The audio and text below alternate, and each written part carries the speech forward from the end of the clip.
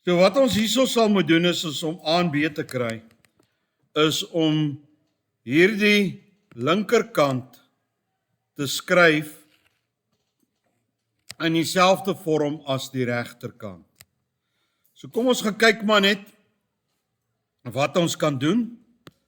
Ons het vir 21 hierbo, ons kan 63 skryf, as wat kan ons dit skryf?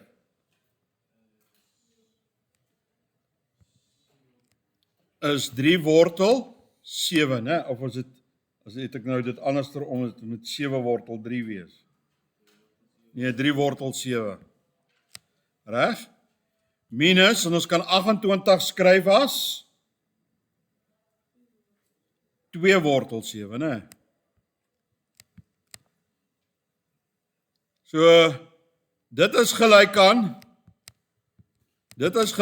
21 oor wortel 7. Nou kan julle onthou, ons rasionaliseer die denominator deur dit te vermenigvuldig met wortel 7 oor wortel 7.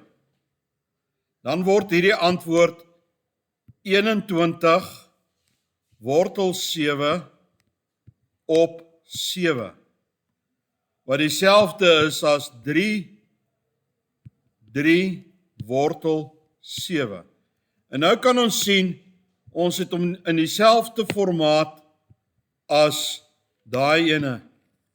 Dan kan ons bloot net sê A is gelyk aan 3 en B is gelyk aan 7. Baie lief om hierdie tipe vrae in die eksamen te vra. Okay?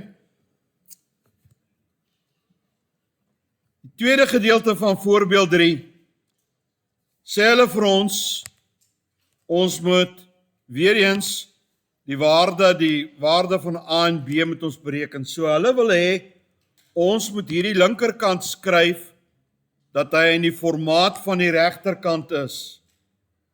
So wat ons doen is, ons begin deur uit te vermenigvuldig. So 1 maal 1 is 1.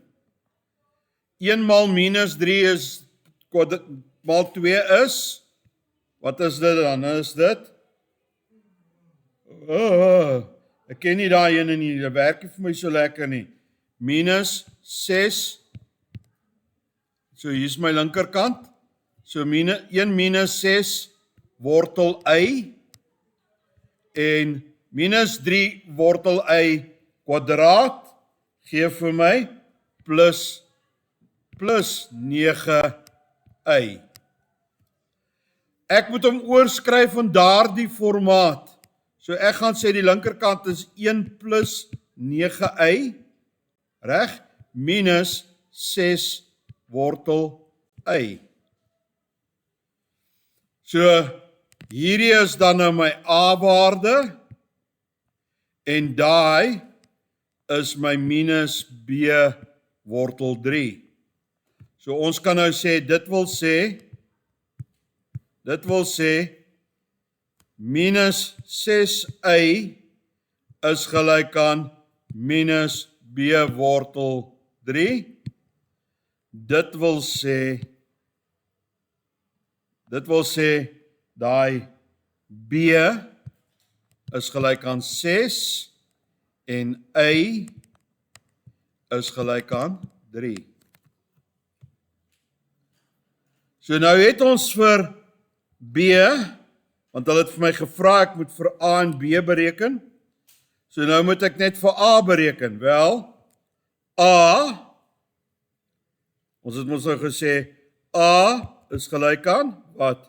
1 plus 9y, so dan is A 1 plus 9 maal 3, so dis 28. Baie gewilde tipe vraag, en dit bring ons dan nou by ons huiswerk ook, oefening 4. Huiswerk